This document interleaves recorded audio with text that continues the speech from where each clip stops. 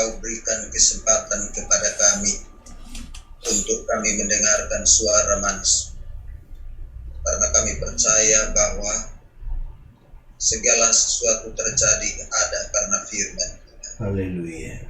Sebabnya Tuhan, Engkau urapi dan pakai hamba-Mu, sehingga firman-Mu, setiap perkataan Tuhan yang keluar dari bibir mulut hamba-Mu memberkati kami semua yang mendengarkan. Hingga hati kami dilimpahkan dengan ucapan syukur untuk memuliakan Engkau di setiap waktu. Dan kami siapkan hati kami Tuhan untuk mendengarkan firman-Mu di pagi hari ini. Dalam nama Yesus Kristus kami berdoa. Haleluya. Amin. Amin. Haleluya. Puji Tuhan. Hari ini kita akan belajar sedikit bagaimana kita harus mempersiapkan diri kita untuk mengalami kemenangan-kemenangan Tuhan. Mungkin banyak di antara kita yang belum terjadi apa yang diinginkan di tahun 2021. Masih banyak harapan kita, kerinduan kita, keinginan kita yang mungkin bergerak dari hati yang mengasihi Tuhan, yang mungkin berawal dari hati yang bersyukur kepada Tuhan, tapi mungkin sampai hari ini belum terjadi juga dalam hidup kita. Kalaupun hal itu belum terjadi dalam hidup kita, bukan berarti Tuhan tidak ada. Bisa berkata amin? Kalaupun hal-hal yang kita rindukan, kita inginkan belum tercapai dalam hidup kita, sekali lagi, bukan karena Tuhan tidak berkuasa, tapi karena ada sesuatu yang perlu untuk terus kita siapkan dalam diri kita. Sebab kemenangan yang Tuhan berikan kepada kita adalah suatu kepastian. Nah, itu sebabnya hari ini bagian yang harus kita lakukan adalah terus mantapkan hati kita. Mental kita harus dibaharui. Mental kita harus tetap sama seperti sebagai mental orang-orang yang menang, bahkan lebih dari pemenang. Mentalnya harus mental pemenang, bukan mental korban. Kalau mental korban, kita akan selalu terbawa dengan perasaan kita bahwa memang kita nggak bisa, memang sudah nasibnya demikian. Tapi kalau mental pemenang, dia selalu menembus setiap tantangan dalam kehidupan kita. Ada sebuah hasil riset oleh Dr. Albert Whitgam. Dia menunjukkan ada 4.000 orang yang dipecat dari pekerjaannya bukan karena tidak memiliki keahlian. Dalam risetnya ini, sikap mental yang buruk itu ada pada 3.600 orang atau 90%. Mental yang tidak siap, mental korban, hanya 10% adalah karena kemampuan teknis. Jadi sekali lagi, mental kita ini harus terus dibaharui. Mental sebagai pemenang itu yang harus mendominasi setiap pergerakan kita. Kita harus selalu siap, siapapun dia. Bukan hanya karena seorang pendeta jadi siap, tapi jemaat siap. Ya, bukan karena kita orang yang sudah berpengalaman lalu kemudian kita membiarkan mental kita silakan mau mengarah kemana terserah. Tidak demikian. Siapapun kita selalu harus punya kesiapan.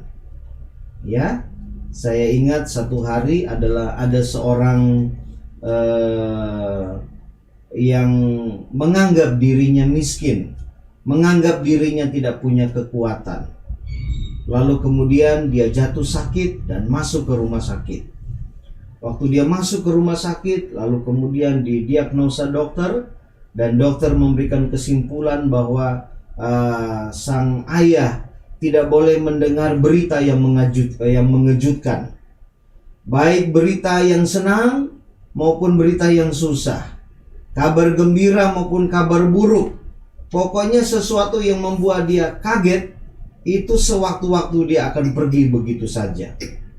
Lalu satu hari ketika dia ada di rumah sakit, kemudian dapat kabar dari kampung bahwa ternyata selama ini sang bapak itu, ayah daripada anak-anak ini, bukan orang miskin. Dia ternyata orang kaya raya, tetapi dia melupakan apa yang pernah ada dalam keluarga besarnya.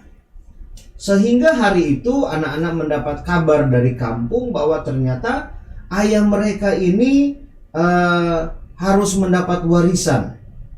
Setelah dijual semua yang merupakan peninggalan orang tua, lalu mereka berbagi. Singkat cerita, ayah mereka ini dapat 10 M. Oh, anak-anak begitu bersyukur karena ternyata ayah mereka yang selalu berkata ayah tidak punya apa-apa, ayah seorang miskin, ternyata dia punya warisan. Ternyata dia punya kekayaan yang begitu banyak. Tapi kemudian anak-anaknya berpikir, waduh, kalau misalnya ayah mendengar kabar ini, betapa kagetnya dia. Dan kata dokter, ayah akan meninggal sewaktu-waktu ketika dia mendengarkan berita yang mengejutkan. Maka akhirnya anak-anak mereka pikir bagaimana caranya supaya orang tua mereka bisa dikonfirmasi bahwa ternyata orang tua mereka ini adalah seorang yang memiliki banyak harta, begitu ya, banyak uang. Lalu singkat cerita mereka panggil seorang pendeta. Hanya pendeta yang bisa tolong ini untuk menjelaskan kepada orang tua mereka.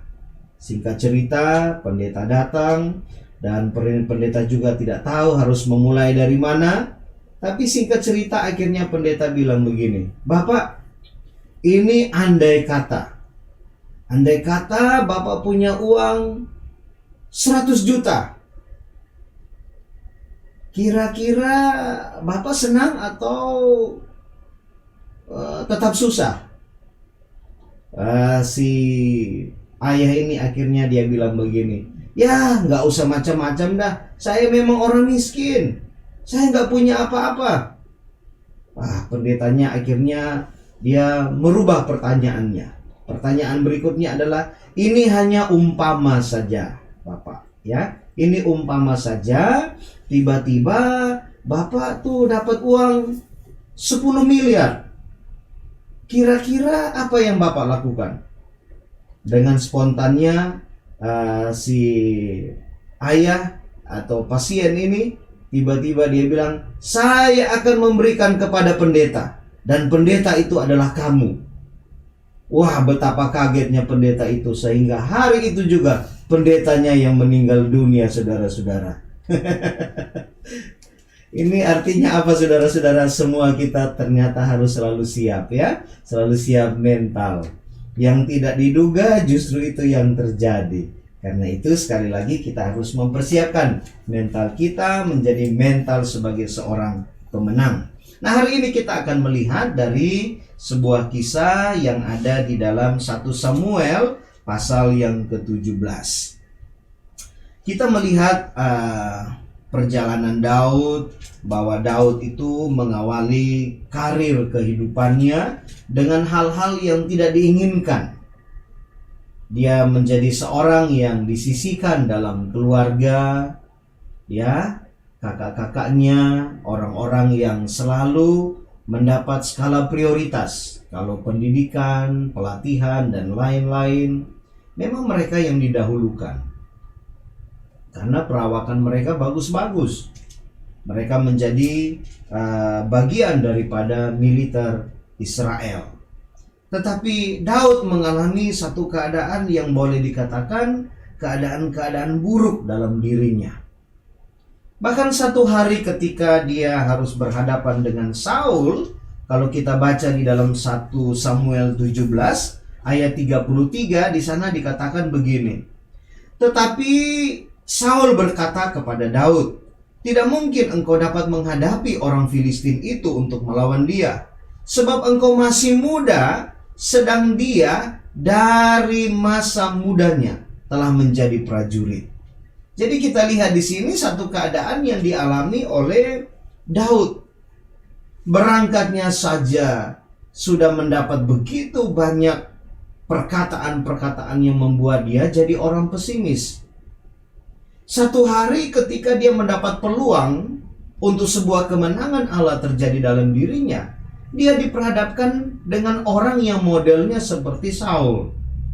Saul memang raja, tapi waktu itu Saul takut. Dalam ketakutan Saul menganggap remeh kemampuan daripada Daud. Dan Saul berkata bahwa kamu ini tidak mungkin memenangkan pertempuran itu. Kenapa? Karena kamu ini masih muda. Sedang dia, musuh kita, Goliat, dia sudah menjadi prajurit sejak masa mudanya. Kamu ini siapa? Jadi Daud dianggap remeh. Waktu kita beralih lagi ketika Daud harus berperang melawan Goliat, kita lihat di dalam ayat 41, orang Filistin itu kian dekat menghampiri Daud, dan di depannya orang membawa perisainya. Ayat 42, ketika orang Filistin itu menunjukkan pandangnya ke arah Daud, serta melihat dia, dihinanya Daud karena ia masih muda, kemerah-merahan dan elok parasnya. Orang Filistin itu berkata kepada Daud, anjingkah aku, maka engkau mendatangi aku dengan tongkat? Lalu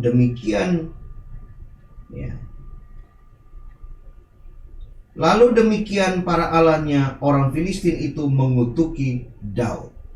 Jadi kita lihat bahwa Daud ini datang dengan berangkatnya saja sudah mengalami kata-kata yang tidak enak, tidak mendukung untuk kemenangan terjadi dalam dirinya.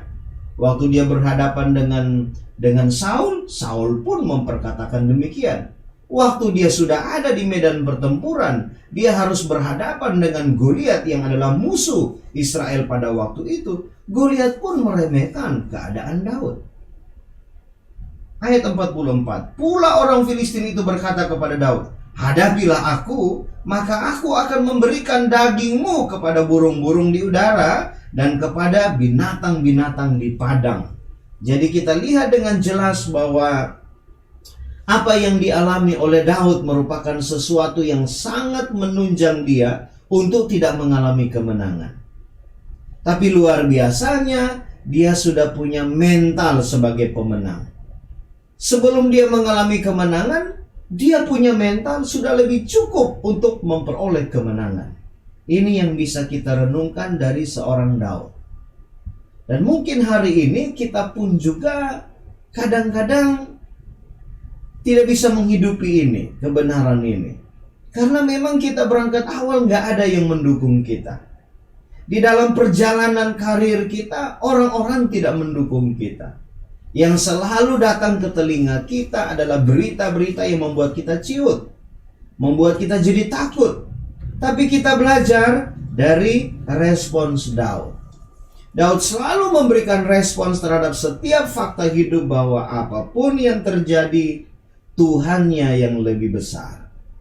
Apapun yang terjadi, kemenangan pasti terjadi karena Allah berpihak padaku. Ini yang harus kita terapkan dalam hidup kita, sehingga ketika kita mengalami keadaan-keadaan yang tidak mendukung untuk perkembangan baik kita, keadaan-keadaan yang tidak mendukung untuk kemenangan-kemenangan kita, kita selalu punya kesiapan mental sebagai orang yang menang. Berikut kita lihat di sini bahwa mental pemenang itu adalah mental orang yang konsisten di dalam janji Tuhan. Kita mungkin tidak punya kemampuan-kemampuan seperti yang dimiliki oleh manusia duniawi. Kita mungkin tidak punya kemampuan seperti yang dijagokan oleh orang-orang tertentu ketika harus memenangkan sebuah pertempuran. Tapi sedikitnya Alkitab mencatat kepada kita, kita harus punya mental sebagai orang yang menang. Itu yang pertama. Dan yang kedua, kita harus konsisten di dalam jalan Tuhan. Jangan sampai ketika kita dengar firman Tuhan, kita bersemangat, ya, kita ada di dalam jalan Tuhan. Tapi kemudian ketika kita mulai melangkah dan kita berhadapan dengan tantangan, kita langsung berubah. Ada tawaran-tawaran yang lebih meyakinkan kita bahwa kemenangan segera terjadi, maka kita percaya kepadanya. Tidak boleh demikian. Coba kita bandingkan dengan apa yang tercatat di dalam pasal 17 ini, ayat yang pertama, kitab 1 Samuel. 1 Samuel 17 ayat yang pertama dikatakan begini. Orang Filistin mengumpulkan tentaranya untuk berperang. Mereka berkumpul di Soko dan di tanah Yehuda dan berkemah antara Soko dan Aseka di Efes Damim. Saul dan orang-orang Israel juga berkumpul dan berkemah di lembah Terbantin. Mereka mengatur barisan perangnya berhadapan dengan orang Filistin. Orang Filistin berdiri di bukit sebelah sini dan orang Israel berdiri di bukit sebelah sana. Dan lembah ada di antara mereka. Jadi ada lembah yang memisahkan antara kubu orang Israel dan kubu orang Filistin. Lembah ini yang kita tahu di sini ditulis dengan satu kata Aseka di Efes Damim. Efes Damim ini adalah satu tempat di mana dipisahkan antara orang-orang yang berpihak kepada Allah yang benar dengan orang-orang yang berpihak kepada Allah yang tidak ada kekuatannya. Dan selama orang-orang Israel berada di tempat mereka, mereka akan aman terlindung. Faktanya adalah di dalam ayat yang ke-15, di ayat yang ke-16 di sana dikatakan orang Filistin itu maju mendekat pada pagi hari dan pada petang hari. Demikianlah ia tampil ke depan 40 hari lamanya. Saudara bisa bayangkan bahwa selama 40 hari Goliat ini naik ke dataran yang lebih tinggi, lalu kemudian dia menerompetkan kabar yang buruk, berita yang membuat ciut, teror dilepaskan untuk membuat mental orang Israel menjadi jatuh. 40 hari. Pada waktu pagi dan petang, dia memperdengarkan berita yang menakutkan. Siapa yang ketika mendengarkan berita yang menakutkan, kemudian akan tetap menjadi orang kuat? Tapi dikonfirmasi di sini bahwa Goliat, dia tahu orang Israel takut. Setiap hari dia terompetkan berita yang menakutkan bangsa Israel. Masa mereka tidak takut? Masa Goliat tidak bisa menarik kesimpulan bahwa orang-orang Israel sedang takut? Tapi yang kita lihat di sini, kenapa Goliat ketika dia lihat orang Israel sedang takut, dia tidak datang menyeberang lalu kemudian dia kalahkan orang Israel? Kan dia sudah punya selengkap senjatanya. Kan dia sudah tahu bahwa orang Israel sedang takut. Tapi kenapa dia nggak nyebrang? Itu artinya apa, saudara-saudara? Setan pun tahu zona mana yang harus dia pertahankan. Dia tidak berani menyeberang untuk langsung berhadapan dengan anak-anak Tuhan, karena dia tahu anak-anak Tuhan ada pada zona perlindungan Tuhan. Iblis tidak berani menyeberang tempat itu. So kalau dia menyeberang, dia kalah sebelum waktunya. Itu sebabnya yang harus dia lakukan adalah terompetkan berita-berita yang menakutkan. Dan kita lihat di sini orang-orang Israel pun, mereka juga memang dalam keadaan takut. Tapi mereka tidak bergeser. Mereka tetap ada pada zona di mana mereka tahu bahwa Allah ada bersama-sama dengan mereka. Nanti kalau kita lihat apa yang dilakukan Daud untuk memenangkan pertempuran itu, ternyata Daud juga tidak keluar daripada tempat di mana dia berada. Daud berani. Mentalnya Daud teruji. Dia tidak seperti saudara-saudaranya. Dia tidak seperti Raja Saul, Raja Israel pada waktu itu. Tapi mentang-mentang dia berani lalu dia nyebrang. Tidak demikian.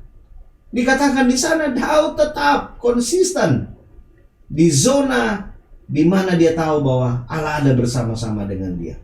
Nanti ketika Goliat sudah dikalahkan, baru dia nyebrang, dia penggal kepalanya Goliat. Ini sebuah pelajaran penting bagi kita sekalian. Kita mungkin takut menghadapi satu kabar yang menakutkan, satu kabar buruk yang membuat kita jadi ciut. Jangan pernah kita keluar dari zona perlindungan Tuhan. Jangan pernah. Apalagi tertarik kepada berita-berita yang lain yang diperdengarkan musuh kepada kita supaya kita jadi goyah. Jangan sampai kita beralih. Tapi yang kedua, kalaupun kita berani seperti Daud, ingat, seberani-beraninya kita, tapi kalau kita keluar dari zona perlindungannya Tuhan, kita akan menjadi orang yang tidak punya daya, tidak punya kekuatan, tidak punya kemampuan untuk memenangkan pertempuran. Nah, belajar daripada Daud ini, memang dia berani, memang telah terbukti, telah teruji kemampuan dia di dalam mengalahkan pertempuran-pertempuran sebelumnya, berhadapan dengan binatang-binatang buas, dengan situasi alam yang tidak menentu, berhadapan dengan pikiran-pikiran negatif yang disuntikkan dalam dirinya untuk membuat dia kalah. Tapi satu hari ketika dia tahu persis bahwa dia berlawanan dengan musuh terbesar orang-orang Israel, dan orang-orang Israel tidak mendukung kemenangan itu, tapi dia tetap berdiri. Ini berdiri pada zona perlindungan Allah. Dia tidak bergeser, dia tidak keluar. Ini yang harus kita taruh dalam hidup kita. Dan yang berikut kita lihat di sini, model peperangan orang-orang yang tidak punya mental pemenang atau mental korban itu terkonfirmasi pada siasat yang dipakai oleh Goliat ini. Dikatakan di sini bahwa waktu Goliat dia datang berhadapan dengan musuhnya, yaitu orang-orang Israel, yang Goliat lakukan adalah apa? Dikatakan ayat 41, orang Filistin itu kian dekat menghampiri Daud, dan di depannya orang membawa perisainya. Ketika orang Filistin menunjukkan pandangnya ke arah Daud serta melihat dia, dihinanya Daud. Jadi yang dilakukan mental korban, orang-orang yang tidak siap memenangkan pertempuran, terkonfirmasi seperti siasat yang dipakai Goliat. Waktu dia berhadapan dengan situasi sulit, yang dia kedepankan adalah kekuatannya. Yang dia kedepankan adalah serangan-serangan secara kemampuannya, bukan dari sisi Allah, bukan dari sisi kedahsyatan dan kehebatan Allah. Yang dia kedepankan adalah saya bisa, saya bisa, saya bisa, bukan karena siapa-siapa, tapi karena saya bisa. Berbeda dengan Daud. Kalau Daud, waktu dia juga sudah semakin mendekat dengan serangan musuh, yang Daud lakukan di sini terkonfirmasi ayat 45. Tetapi Daud berkata kepada orang Filistin itu, engkau mendatangi aku dengan pedang dan tombak dan lembing, tetapi aku mendatangi engkau dengan nama Tuhan semesta alam. Nah, ini yang harus kita garis bawahi. Pertempuran kita besar, tapi cara kita memenangkan pertempuran jangan disamakan dengan cara orang-orang duniawi atau orang-orang yang bermental sebagai korban. Tidak demikian. Kita harus datang dengan mental sebagai pemenang. Mental sebagai pemenang terkonfirmasi dari perkataan kita. Bukan kitanya yang akan memenangkan pertempuran itu, tetapi Allah semesta alam, Allah penyelamat kita, Tuhan Yesus Kristus. Itu yang harus kita kedepankan. Nah, saudara, menghadapi pertempuran seperti apapun juga, hari ini kita belajar. Apapun yang terjadi dalam hidup kita, jangan pernah kita maju dengan berlandaskan apa yang kita punya. dengan berlandaskan kemampuan-kemampuan manusiawi kita. Tapi selalu kita konfirmasikan bahwa kita datang membawa nama Tuhan. Ya, berperang dengan membawa nama di atas segala nama itu. Nama Tuhan Yesus Kristus. Sehingga kalaupun Tuhan izinkan sesuatu yang tidak sesuai dengan keinginan kita, kita tetap berbesar hati. Kan kita bersama dengan Tuhan. Katakanlah hari ini mungkin kemenangan tertunda, tapi kita tidak langsung pesimis. Sebab kita tahu bahwa kita datang dengan memakai nama Allah yang hidup. Betapa stresnya kita ketika kita sudah pakai kemampuan kita, sudah habis-habisan kemampuan kita, tapi nggak mencapai hasil maksimal. Tapi betapa bahagianya kita, kalaupun kemenangan masih tertunda, tapi kita tetap memakai nama Tuhan. Kita tetap bertindak atas keyakinan di dalam firman. Maka sesuatu yang luar biasa akan menggerakkan kita, menggiring kita, sehingga walaupun kemenangan dalam tanda petik masih tertunda, tapi kita masih punya kekuatan untuk terus menerobos setiap tantangan. Kita tidak langsung ciut. Amin, saudara-saudara. Itu yang terjadi di dalam cara Daud memenangkan pertempuran. Berangkat dari segala keberadaannya, suntikan-suntikan perkataan yang menakutkan, perkataan yang mencegah dia untuk sebuah kemenangan. Datang berhadapan dengan orang yang seharusnya sedang takut, seharusnya dia mengandalkan Daud, ternyata dia pun tidak mengandalkan. Sampai ke medan pertempuran pun dia diperhadapkan dengan seorang Goliat yang menghina-hina fisik daripada Daud, kemampuan dan peralatan Daud. Tapi Daud tetap tergiring. Kenapa? Karena Daud tahu, aku berjalan bersama dengan Tuhan. Kalaupun kemenangan belum terjadi, masih tertunda, yang penting aku bersama dengan Tuhan. Tuhan tolong kita semua. Apapun yang terjadi dalam hidup kita, tetap kita pertahankan nama Tuhan dalam hidup kita. Kemenangan Tuhan pasti terjadi, kebesaran Tuhan terjadi dalam setiap perjalanan hidup kita. Haleluya. Bapa, kami bersyukur buat kebenaran firman-Mu pagi hari ini. Meyakinkan kami semua bahwa apapun yang terjadi, biar kami tetap ada di dalam zona perlindungan Tuhan. Sedikit pun jangan sampai kami bergeser. Keadaan-keadaan yang membuat kami jadi putus asa, hilang harap, kiranya itu tidak membuat kami untuk segera mengambil keputusan keluar dari zona perlindungan Tuhan. Bantulah kami, tolonglah kami, karena Tuhan merancang kemenangan bagi orang-orang yang tetap konsisten pada perjanjian Tuhan.